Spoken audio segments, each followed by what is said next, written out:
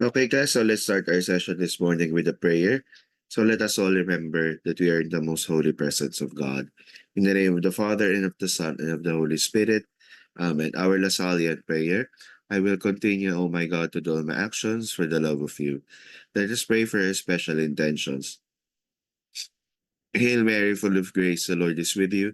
Blessed are you among women, and blessed is the fruit of your womb, Jesus. Holy Mary, Mother of God, pray for us sinners, now and at the hour of our death. Amen. Saint John Baptist de la Salle, pray for us. Live Jesus in our hearts forever. In the name of the Father, and of the Son, and of the Holy Spirit. Amen. Good morning, class. So, let me check the attendance. So, please say present no, or just type present no, if when I call your name. Kaya Kayan, Present po. Aguilar, Present po. Alegre, Present po. Alicante, Present po. Asis, Asis. Okay, wala pa. Benedicto, Present po. Kahanding, Kahanding. Okay, wala pa. Castillo, Castillo. Okay, wala pa. Celon, Present, sir. okay, thank you. Chanhan, Present, sir. Chu, Present po. okay. Chua, Present po. Kua, Present po. De Santos, Present po, sir. De Los Reyes, Present po. Densing, Present po, sir. Dilag, okay, wala pa. Espinosa, Present. Estrella, Present, sir. Furigay, Present po. Gan. Present, sir. Okay, thank you. Gonzales, Present, sir. Hardinico, Present po. Ke, okay, wala pa. Quantiu, Present po. Sir, Lahara, Lahara, okay, present. Okay, Lim, Present, sir. okay. Mendoza, Present, sir. sorry, dalawa nga pala kayo. Mendoza Amado III, Present. Mendoza Wayne Lex. Present po. Paano ka i-pronounce yung second name mo? Lex po. Lex lang, okay, sige. Mijares, Present, sir. Miranda, Present, sir. Montano, okay, wala pa. Pataho, Present po, sir. okay, thank you. Quiroga, okay, wala pa. Restoles, Present po, sir. okay, present. Reyes Clark, okay, wala pa. Reyes Rafael, okay, wala pa din. Rivera, Present po. Sanggalang, Present po. Singh, Present. okay, thank you. Swanino, okay, wala pa. Tam, present. Ay, ayan, sorry, ayan, nag-type pala si, Carlos. Okay, so present. Tam, wala pa. Sir, Tam? Tam, yes. Wayne. Tam, sir, yeah. Okay. Okay, sir. Okay Present. po, present. Valerio, Present po. okay. Belayo, Present po. okay. And then Vinluan, okay, wala pa. Okay, so those are that it here are Asis, Kahanding, Castillo, Dilag, Montano, Quiroga, Reyes Clark, Reyes Rafael, Swanino, and Vinluan. Okay? Sige.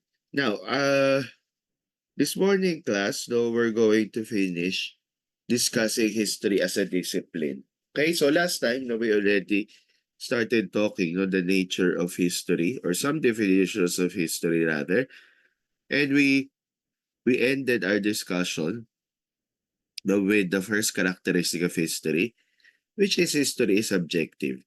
Okay, so we mentioned, no, when during our discussion that yes, history is subjective because the interpretations of history are objective. So as many, I mean, as many as it's an infinite number actually. No, I mean, uh, give for example a number of historians no, of the Philippines. So there will be the same there might be the same number of interpretations no of history. But of course, class, let us remember that historical facts are objective, okay? But the interpretations of history are subjective. Now, of course, to help us better understand this, what we mean by this is that we should remember no the questions asked in history, okay? Meaning, when historians write no history, or I mean that also is called historiography actually. Okay, ayan, Asi is present daw. Okay. Uh,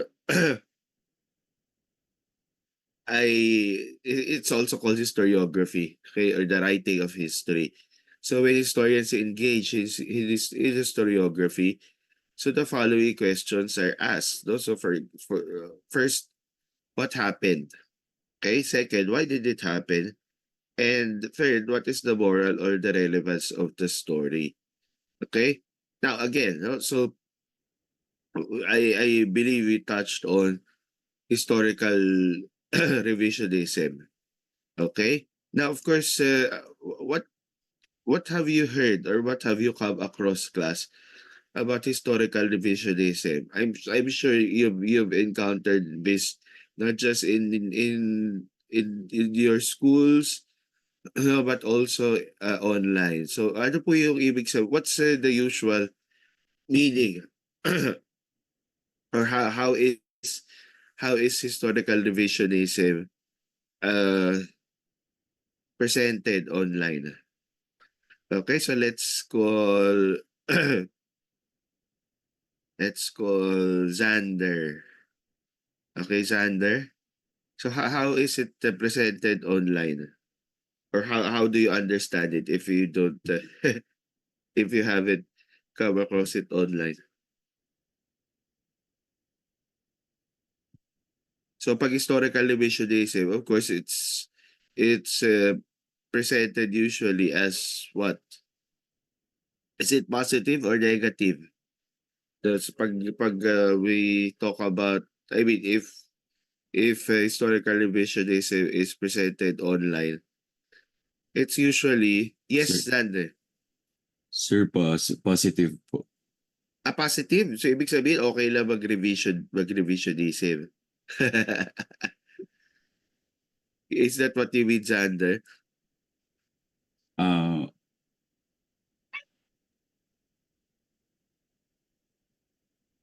O ito na lang, Xander. Pag sinabi ba natin historical revisionism, is it the same as, for example, telling lies about history? What do you think? O yung mga distortions, no, yung mga fake news, kumbaga. Is that the same as historical revisionism? O anyone? O hindi lang si Xander? So pag sinabi natin historical revisionism actually, class, I mean historians actually engage in historical revisionism many times, okay? When, well, let's remember this, when new historical data come up, or come out, no, or come to light. Okay, because, so for example, no, so our illustration here is Andres Bonifacio. Now, in history textbooks, so usually, we can find that the Katipunan, for example, was founded July 1892. Okay? July 1892. So it's usually said there, no? In history textbooks. But actually, only in about 2013, so a historian of the Philippines, by the name of Jim Richardson, so he's a British historian of the Philippines. So he published a book, called The Light of Liberty. Actually, that's a compilation of articles he wrote online about his research. So he published that book, so The Light of Liberty, saying, no, of course, in that or revealing, no, that actually the Katipunan was uh, was earlier conceived by Bonifacio and members of the Katipunan as early as January 1892. Okay, so that's an example. That's a rather good example of historical revisionism. So, historical revisionism is actually not bad. Okay, so tama yung sinabi ni Xander kanina, no, na yes, revisionism is not bad. But what is actually bad, class, is what is referred to as historical distortion, no, historical negationism, and historical denialism. No, so for example, saying, that the Holocaust or the wholesale massacre of Jews, or the rather di lang massacre, no, but the genocide of Jews during the Second World War did not happen. So that's denialism. Okay? Or that's historical denialism. That's historical negationism. No, that's historical distortion. No, denying something happened, even though there's tons of evidence, no, showing that something really happened. Okay, but again, no, when we when we talk about these three questions, so di ba, o halimbawa, what happened, or let's say, uh yung Second World War. Oh, what happened? Oh, Japan invaded the Philippines December 8, 1941. Okay, so they invaded, no, started invading the Philippines December 8, 1941. So that's a plain answer to the question, what happened? Now, the second question, why did it happen? And then the third one, what is the moral or the relevance, of that story? There are many answers to that question, no, to those questions rather. Because of course, from the Filipino point of view, from the American point of view also, no, the answers to those questions would be, for example, no, Japan invaded the Philippines because they wanted to get raw materials, no, from the Philippines. Kung nanonood kayo ng Pulang Araw, ayun, medyo pinapakita yun dun. Okay, so yeah, no, so sasabihin ng mga Filipino historians or American historians, yeah, Japan invaded the Philippines because they wanted to get raw materials, so to fuel Japan's war effort. It's war machine. No, but if you ask the Japanese, the many Japanese at that time, they would answer, no, they would give a different answer. They would say that Japan invaded the Philippines because the Japanese wanted to save the Filipinos from Westerners. Okay? Which of course, was in their minds. That was really their aim. No? They wanted to save Asians from Westerners, their fellow Asians from Westerners. Okay? So, can you understand that, guys? So, kaya history is subjective, no? So there are many answers, no? Interpretations uh, in history. But again, let us remember that the historical facts are objective. So we cannot distort them or negate them, no? Or deny them, no?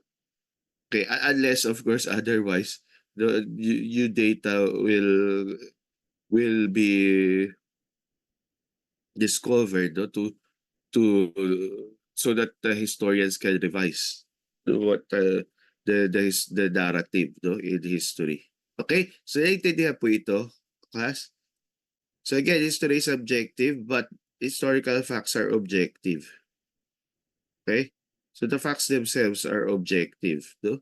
O sabi nga ni Agoncillo, Teodoro Agoncillo, show me a historian who's subjective, who's objective rather. Show me a historian who's objective. No historian is objective. Okay? Now, let's go to the second one. History is an art. Okay? So, why is it an art? Because history must be engaged in an must be presented in an engaging manner. Okay? Or to put it another way, history actually is part of the humanities, no? Or also considered, rather, also considered part of the humanities. Okay, and part of the liberal or the liberal arts. So hence, for example, in DLSU, so the Department of History is under the College of Liberal Arts. So that's the department that I belong to. No, the Department of History. No, so yeah, but of course historically, for example, in the 19th century, history, for example, there was history was considered a other literature. Okay? Other literature. Pero 'di ba alam naman natin class na magkaiba ang literature tsaka history. Ano ba pinakaiba ng literature tsaka history? Of course, ngayon alam na the difference between the two is more apparent, no? History and literature. Diba? Okay, so let's call Julius James. Ano ba pinakaiba ng literature tsaka history? Although in the 19th century, so literature was considered, history was considered under literature. So pag ngayon, pag sinabi natin literature, tapos history, ano ba pinagkaiba nila dalawa? Or anyone? Or not just, okay, Julius, please? Sir, ano po, sir, sa pananaw ko po, yung history po, ano siya, mas nagfo-focus siya dun sa ano, sa nangyayari. Tapos yung literature, parang if i-take po natin sa context, parang nag-focus siya dun sa ano, sa material, ganun, yung para pong mga ano talaga, like yung halimbawa po yung language, ganun. Okay. Yeah, of course, tama naman yun, no? Siyempre, may tukol sa language talaga. Okay, thank you. Yes, Carlos. Am I audible po, sir? Yes po. I think I'll add lang sa sinabi ni Julius is that for me, what I see is that literature is yung kumbaga yung parang materialistic form of interpreting historical events. Yun lang po. Okay. Oo. Okay. So, although, of course, nowadays, pag sinabi natin literature, part siya na history also, di ba? Okay. Based sa mga dito, history is more of facts about the past while literature is more fictional. Yeah. No? We'll go back to that in a bit. Okay, Grace? I think po for me, parang history mainly focus on studying the past po, while literature is parang studying the written work po. Okay, yes. Oh, tama naman. I mean, for example, we can in history, actually, sabi ko nga, 'di ba kayo, history pwede na siya pwede pag-aralan literature. So halimbawa, pwede pag-aralan sa history yung mga ginawa ni Rizal, 'di ba? Which we really study, 'di ba? Or how those literary works actually mirror, 'di ba, what was happening in society, no, at that time. Ngayon kasi mas ano na, no, mas ay, pero nagtaas na kamay kanina pero hindi ko napansin. Nagbaba na siya ng kamay. Mukhang nasagot na yata nabigay yata yung sagot niya. But anyway, yeah, actually nowadays, so when we say in history, of course, it's really about what happened, you know, in the past, yung factual. But yung literature, it's, yeah, it's really more fictional. What can happen or what could happen. Although ngayon, 'di ba, I'm sure you've come across yung mga tinatawag na mga historical fiction. Fiction na based sa history. I mean, fictional siya pero yung mga facts daw dun ay based sa history, so nagre-research din yung mga writers, 'no.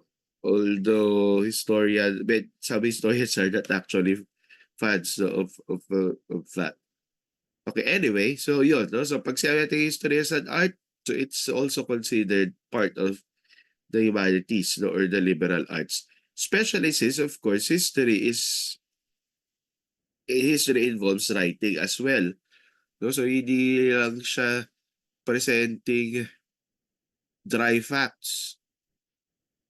No, sabi nga ni Agoncillo, kailangan din gumamit ng imagination sa history. But of course, using imagination in history is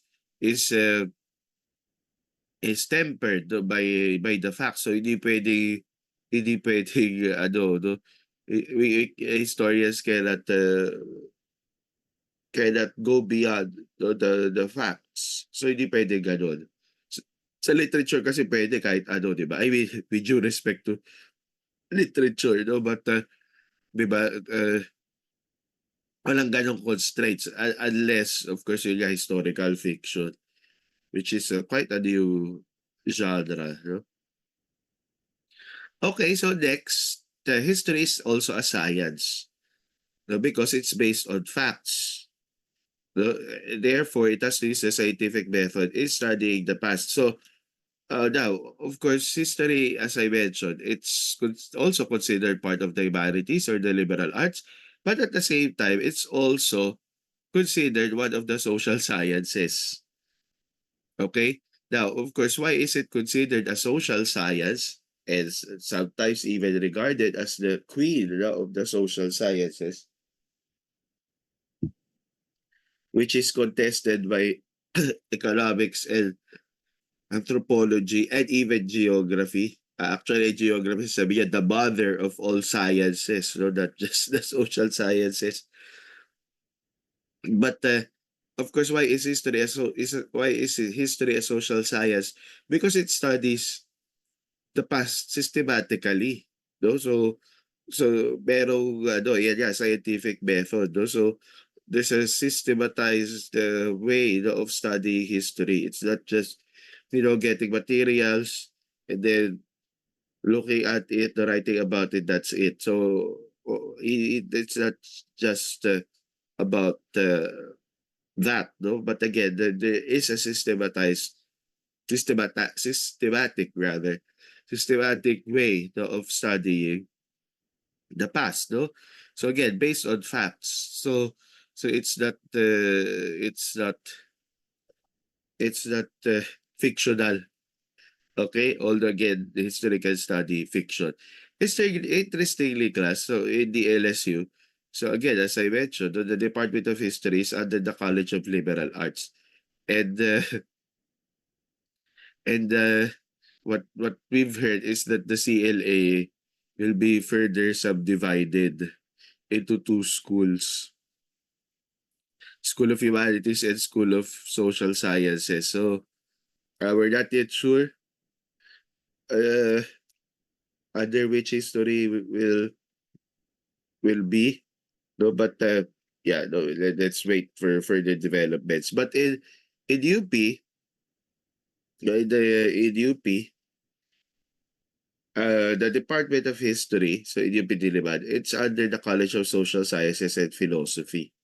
Right. Also in Ateneo de Manila, the Department of History is under the School of Social Sciences. No? So, yun, medyo, ano, you can see that, yeah, so really, history is both an art and a science, no? Or part of the humanities or the liberal arts and part of the social sciences as well. So it straddles two, two worlds, no? So to speak. Okay, naintindihan po ba, class? May questions?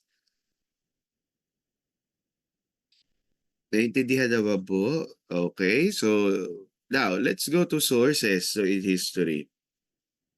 Okay, now of course, since this is again readings in Philippine history, so we put a premium on the use of primary sources. Well, at least in your case, you will use the primary sources to write your worksheets or your essays. The four actually of your essays. Now, what is a primary source? It's a source that is an eyewitness of the event. Okay, so it witnessed the event. Of course, a primary source doesn't have to be a person. Of course, it has to be one of these things. So, a primary source can be a relic or an artifact. It can be a written source. It can be an oral testimony. So, of course, we can see here, class, no, yung artifacts. Of course, these are artifacts, Philippine artifacts. Okay? So, if we just look at these gold artifacts, no, halimbawa ito, golden tara, no, at the lower right. Oh, what do they tell us? Of course, just an off the top of your head answer. What would be what can these gold artifacts tell us about the Philippines before? These were okay, sige, Winsam. Sir, I believe they are symbols that show us our culture before. Okay, and what do you think that culture would be? So it's like influenced by like that figure on like the right end. Like Oo. I guess we hold that figure in high regard since we made it out of gold and then we really sculpted it well. Okay. Now, I like what you've said, Winsam, about influence. So what do you think that the influence was? Yun dun sa, ito, tawag niya si Golden Tara, no? Ano kaya? O which religion, Winsam? Parang Buddhism po ba Okay, yun, sir? very good. Okay. Oo, very good, Winsam. Ayun yan, no? Ano siya? Supposedly, that's a Buddhist figure, o kaya katawag dyan, Golden Tara. No? So that was discovered in Mindanao, no? Actually, many of these were discovered in Mindanao. Okay, thank you, thank you. Very good. Now, again, no? So, of course,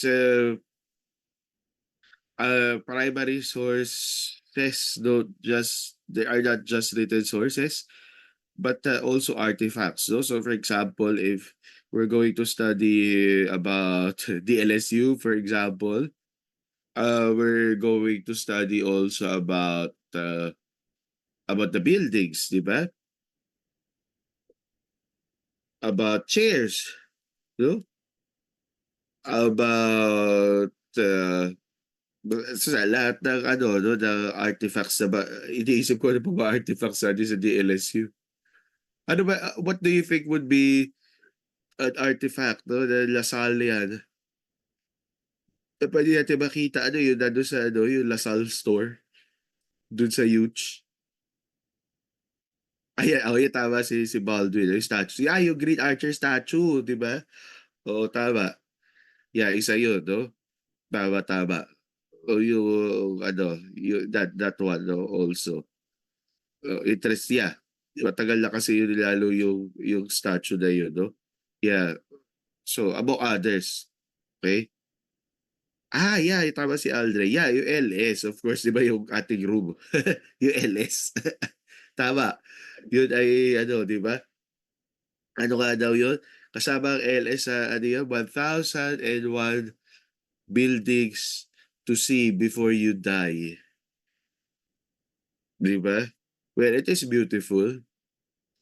No, it is beautiful actually. In spite of its age. No, actually, because of its age, it's become more beautiful. And of course, ano, no, ang ganda ng combination nila ng ano, nasa likod niya yung huge, di ba?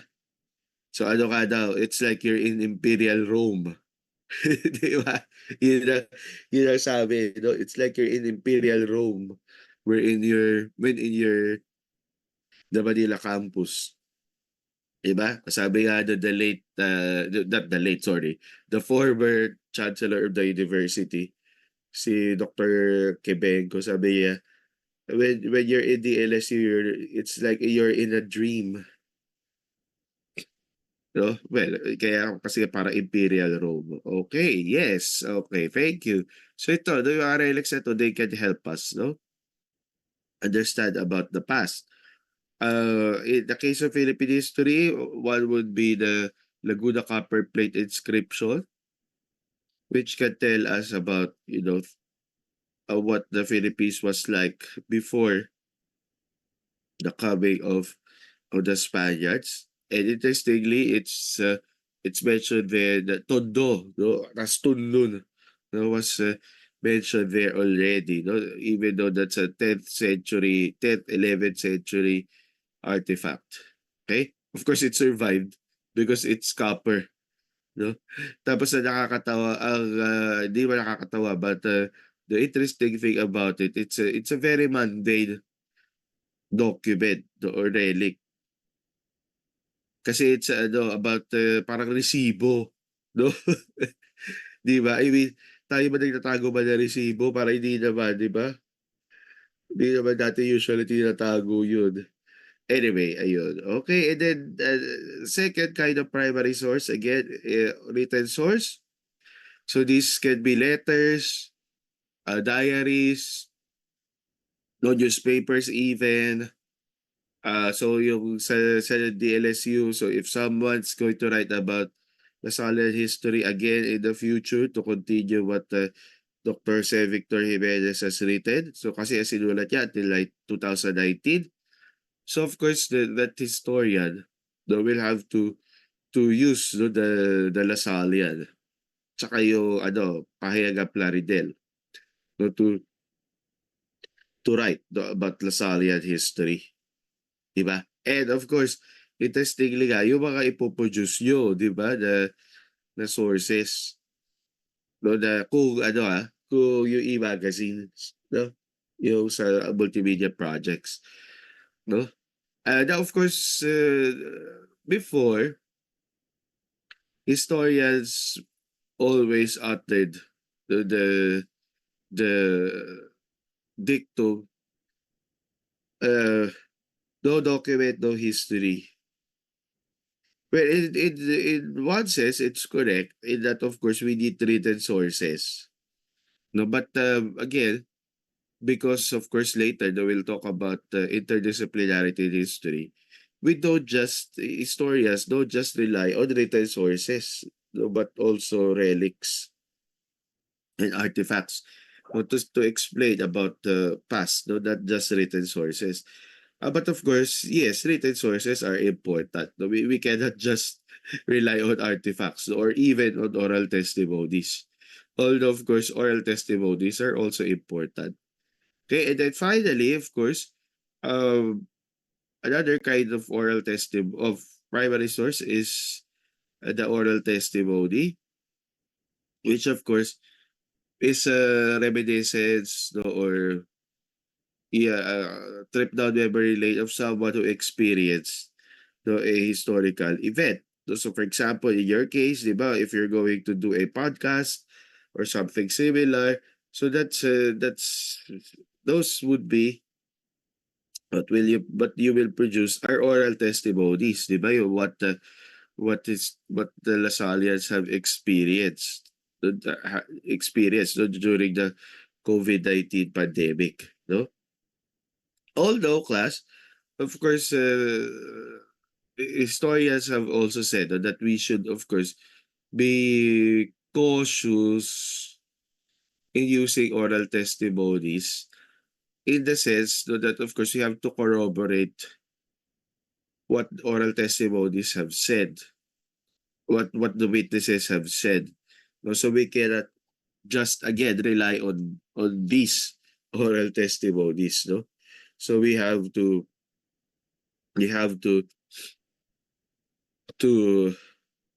corroborate. No? Actually, same with all of these. No? So you can't just use relics, you can't just use written sources, you can't just use oral testimonies. So you have to use actually all three. No, so halimbawa when I wrote a history of St. Joseph's College of Quezon City, so I used all three.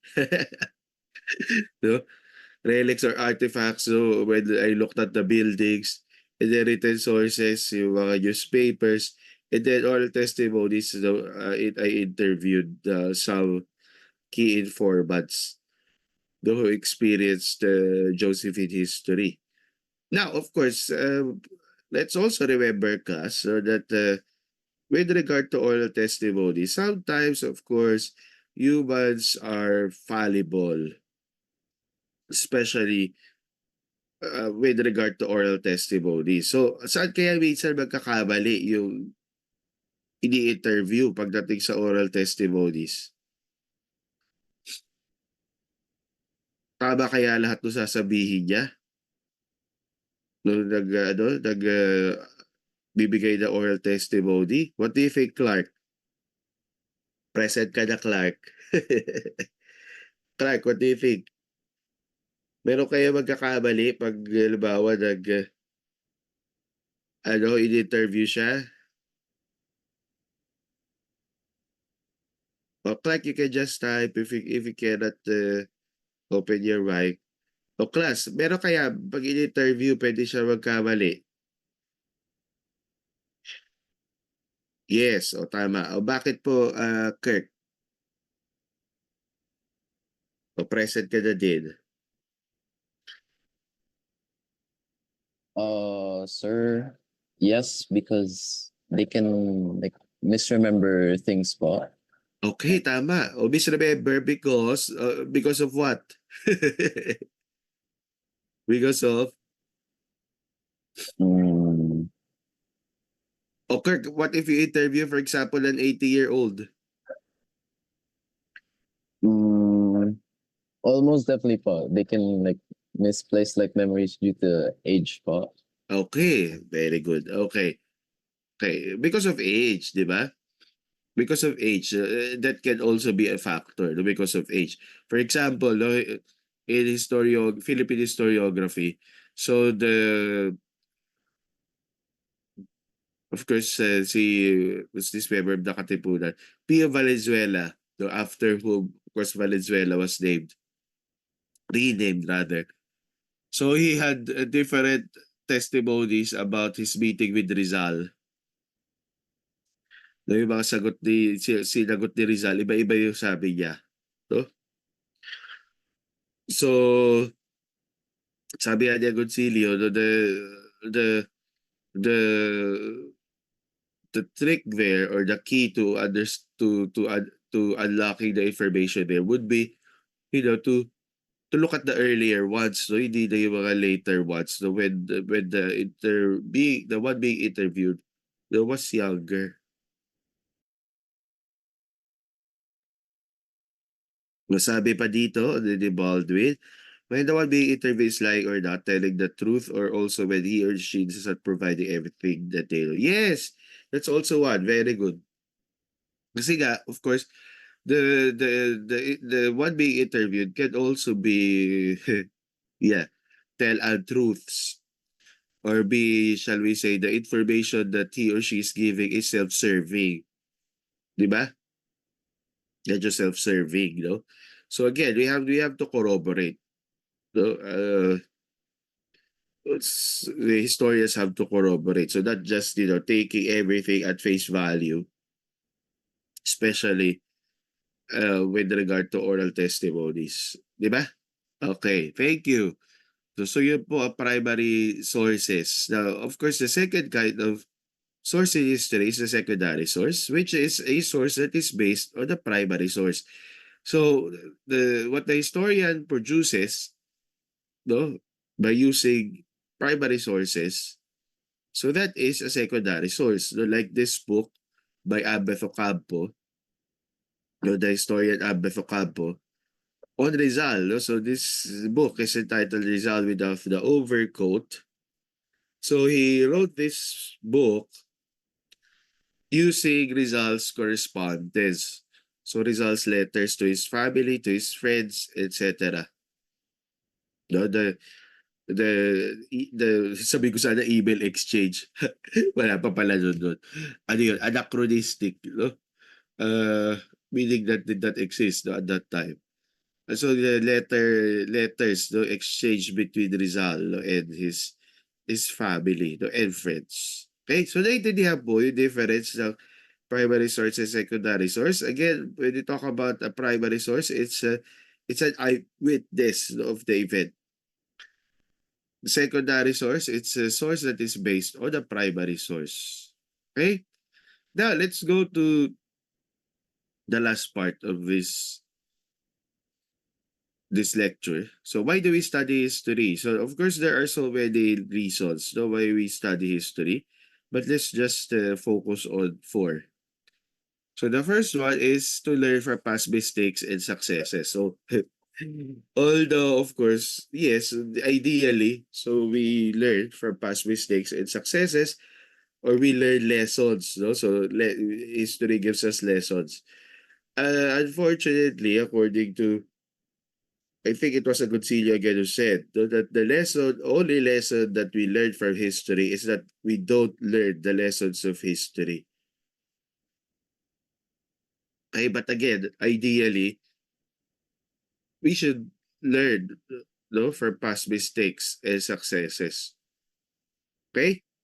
Now, what do you mean here by, of course, ito dalawa, so ito second and third, to familiarize the alien and to alienate the familiar. Now, of course, these phrases are from the late American historian James Axtell.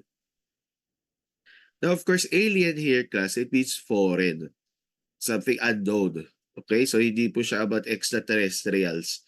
Okay, so the alien here has something to do with something that is unknown. Okay, so meaning, no, the second reason is when we study history, so we learn something new. Okay, something that we did not yet know. Okay, so you need to familiarize the alien. Kasi of course we cannot know everything. No, but again, so meaning, so there's still room, no, for new information, no, kumbaga. And then of course the third one, no, to alienate the familiar, it's the opposite. So meaning the familiar here is something we think we already know or we've learned before, but again, we can still learn more new things about what we think are already familiar. No? So an example again would be just like the Katipunan, no, what I've mentioned earlier. We might think that we know everything already about the Katipunan, but the Spanish archives have yielded, no, that the information that Jim Richardson used, no, that the Katipunan was actually conceptualized as early as January 1892. So 6 months before it was founded. Diba? So that's, again, to alienate the familiar, no? So learning something new about things we think we already knew, no? Or we already know a lot about. Okay? And then of course, last one, not learn cultural relativism. What do you mean by cultural relativism, class? Oh, it's not about how cultures are related. Okay? Oh, this is an anthropological concept. So when we talk about cultural relativism, it means anyone. Okay, so when we talk about okay, sige, Carlos, please. Sir, is cultural relativism is yung parang how the culture of the past is still relative to this day. Parang ganun. Okay. Well, actually, may ganun naman siya, Carlos. But thank you. But when we talk about cultural relativism, it's looking. Okay, sige, Juliana, please. Try lang sir kasi I can't remember well. Pero as far as I can remember, Humes ka ba cultural... nung senior high? Yes sir. Pero I Okay, also sige. took GE Rizal last term. Okay, sige. But did you discuss this? I think so. Okay, sige. It seems to keep bringing up. So as far as I can remember, cultural relativism is when we look at history and we see all these artifacts and we associate the past with our current culture right now. Like we seem to connect it why we do or Yeah. why we have this culture and we Oo. see it in the past. Which is, of course, thank you, Juliana. No, that's related, of course, to what Carlos said. Of course, anthropologists define this as looking at another culture based on that culture's own standards. Okay, so let me repeat. So cultural relativism is looking at another culture based on that culture's own standards. Okay? And of course, the opposite of that is ethnocentrism. Okay? So ethnocentrism, which is looking at another culture based on our own culture's own standards. So hence, of course, when we say cultural relativism, so what's the end goal, no, of uh, this concept of cultural relativism? It's actually respecting another culture, di ba? Respect for another culture. Now, of course, this is important in studying Philippine history because, of course, we will see many examples. So Philippine history is replete with examples of colonizers being ethnocentric. Although, of course, anthropology was not yet invented, no, during that time. No, pero ayun, no? It's for example, how, for example, the Spaniards looked at our culture the way they arrived. So they looked down on our culture the way they of them. So yun. Yun yung ibig sabihin no, nito cultural. I mean, yung cultural relativism is again looking at another culture based on that culture standards. So understanding it from within, no? Yung tawag doon sa anthropology, the emic perspective, no? So from within, okay? From within, no? Yung insider's perspective, yung ETIC, ay ano yun, that's from the outsider's point of view. Okay? Pero again, so what's the point of cultural relativism? It's respecting another culture. Although, anthropologists point out that cultural relativism cannot be invoked when we talk about or when we consider human rights violations. Diba? So for example, yung ano, for example, sa Africa, yung female genital mutilation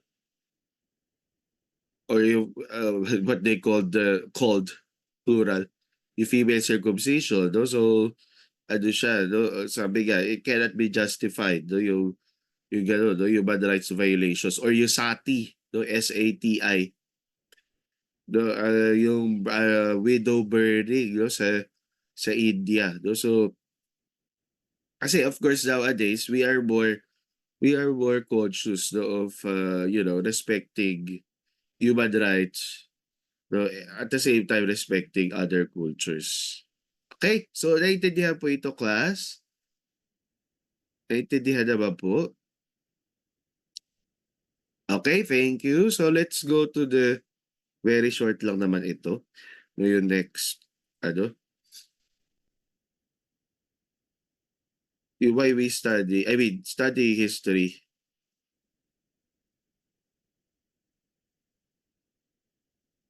Okay, can you see my screen? Okay, thank you. So let's go to this. This is very short, so it won't take us a long time to discuss this. Studying history using the interdisciplinary perspective. So as I mentioned earlier, so of course nowadays, especially starting the 19th century also, history is not just about past politics, okay? Or what the past great men and women did, but actually using different perspectives. Okay, so according to Zeus Salazar, so the Filipino historian, so interdisciplinarity is a result of the focal use of the disciplines and their methods and approaches. So not just history, okay? So not just methods and approaches in history. So focus on the whole, meaning our country, and problems related to it necessarily leads to an integrating use of all possible disciplines. So using, for example, geography, anthropology, sociology, economics, no, political science, no, etc., etc. Okay, so not just history. Isang maganda example niya, no, sa Philippine historiography would be to explain, no, what the late Filipino historian Isagani Medina did to explain the revolution. So he used, for example, he used almanacs, no, to study, no, the weather. Ano ba yung weather? What was the weather during the Philippine Revolution? What was the weather during the Philippine Revolution? Okay? So he discovered that it was rainy, no? Kasi nga August, no? It was August. So it was rainy, no, at that time. So yun, no? So yun, isang example yun na interdisciplinarity. Now, of course, since historians now are using interdisciplinarity, so it has resulted in many fields of specialization in history. Of course, the few of which are seen here. So first is political history, which is the study of all those aspects of the past that have something to do with the formal organization of power in society, which for the majority of human societies means the state. Okay, so basically, well, before kasi class, uh, history was really, again, as I mentioned, past politics. Okay, so meaning what the great men and women did. Most of the time pa great men, no, did in the past. Okay, so but now, of course, we don't just focus on what these great men did, great women did. No, kasi meron yung tinatawag na great men theory in history. But we focus on other things as well, which was because of what the Annals School did. Okay, what the Annals School did so what the Annals School did, no, in the 20th century, no, to not just so because they advocated that historians should not just have a broader approach, but an awareness of what they could learn from other disciplines, especially the social sciences. So, for example, economics, sociology, social psychology, and geography. So, it was an adult school no, that that actually said we should not just focus on politics, no, but other things as well. Not just use political science, no, but other disciplines as well. So hence, so for example, so merong economic history which focuses on earthly necessities and seeks to reconstruct production, exchange, and consumption. So for example, class, so ngayon, ano ba gusto niyo iniinom? Mahilig kayo uminom ng ano, yung binibili niyo lagi. Ano ba binibili niyo lagi pag nasa campus kayo? Nagkakape ba kayo? 'Di ba? Nagkakape ba kayo, class? Hindi. Kape, sabi Aldre, kape. So yun, isa yun, di ba? So madidiscover the historians in the future. Sabi, ang dami pala mga kape dito. Di ba? Dami na kape. Gusto ma-reconstruct nila yun, the consumption of coffee by Lasallians. Diba? Actually, di lang Lasallians, no? But, so, makikita nila yun ang fad. No? Yun ang uso, no? Time na yun. Diba? Yun yung uso yung time na yun, no? Na na gagawin. Okay? And, so, and then the next is social history, which is the history of everyday life. Okay? Which is the history of everyday life. Halimbawa, class, alam niyo ba kung ano tawag sa Miguel Building before it was Miguel? Do you have an idea?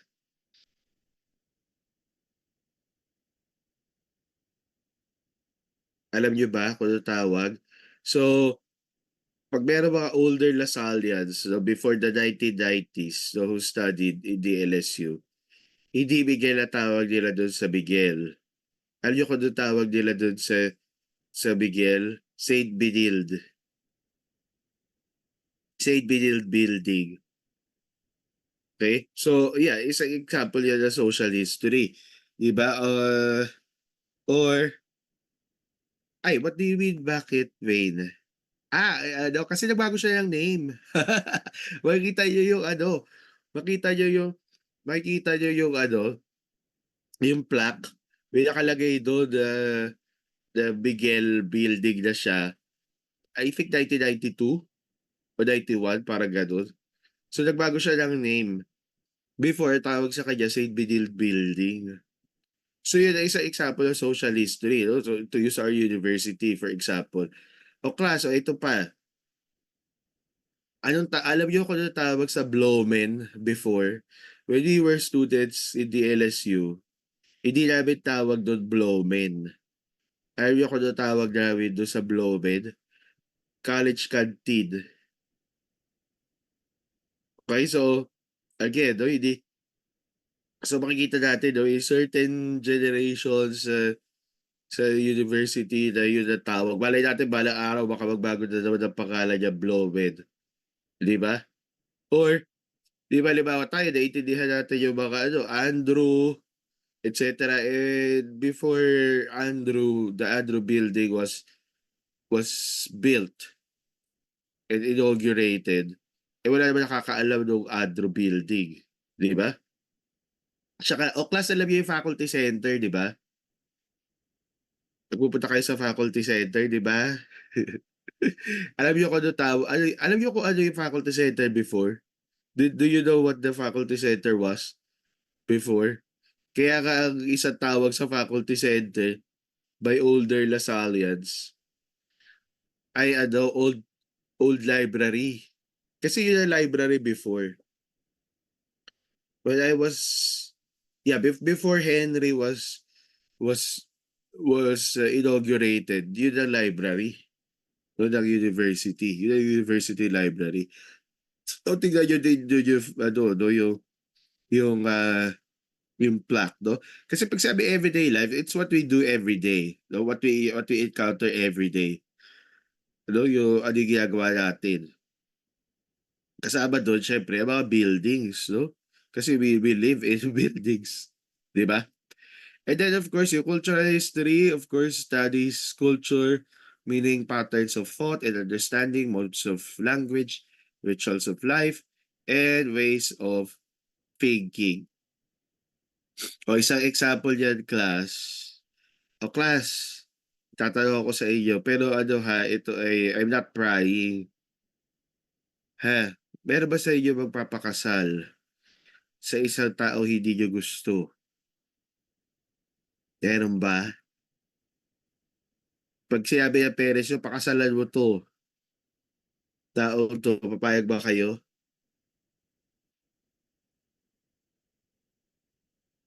O by a show of hands only, meron ba sa inyo, ano, hindi show of hands pala. Sige, show of hands, may papayag ba sa inyo? I'm sure, wala. Ayan, thumbs down. Di ba, wala. Di ba? O, di ba? O Marion, ba't ka hindi papayag? Ba't ka di ka papayag, di ba? Napapakasal ka Opo. sa, bakit hindi?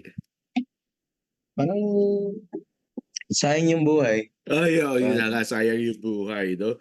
So, thank you. But Marion, do you think that has always been the case?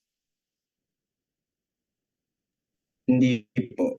Okay, thank you. Hindi. No, tama si Marion. Yung mga Hindi. arranged marriages na. Yes, Or before. minsan may ganun pa. Oo, minsan meron pa rin ngayon. Pero it's very rare na ngayon, di ba? But thank you, Marion. But of course, class, it was, why do we say this? Because of course, it was only in the 19th century that marriage, or sorry, to put it another way, that romantic love started becoming the basis of marriage. Okay? Ulitin ko, it was only in the 19th century, early 19th century, that romantic love started becoming the basis of marriage. Because of course, what was the basis of marriage before that? Economic considerations, political considerations, di ba? O yung mga, for example, sa royalty tsaka sa mga royals and aristocrats, of course they married fellow royals, fellow aristocrats, no? So ganun yun, no? At that time. Or yung mga those who were wealthy, so they just kept their wealth amongst themselves. So hence, they would not want to get married to someone who was not one of them, quote unquote. Okay, so, but again, kasi nga before, so yung the romantic love was not even considered as the basis of marriage, because for people at that time, it was a volatile ingredient, so to speak. No, it was a volatile ingredient, so to speak, in marriage. So it could not be considered. Okay, naintindihan mo, class? So yun ang cultural history. Okay? Isa example ng cultural history. Okay, so naintindihan mo? Okay. Yes po. Okay, thank you. Thank you po. Okay, sige. So, check lang natin ulit yung attendance. Baka may dumating na ano. Okay, Kahanding, nandito na po ba? Wala. Okay, Castillo? Present po. Okay, thank you. Roman. Dilag? John Ray, please type na lang if you can't open your mic. We can see you kasi. Just type na lang ha. And then Montano, wala. Quiroga,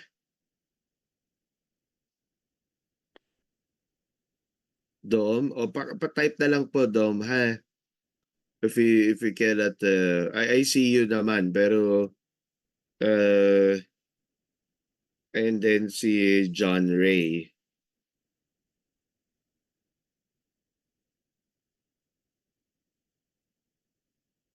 And then Reyes, Rafael.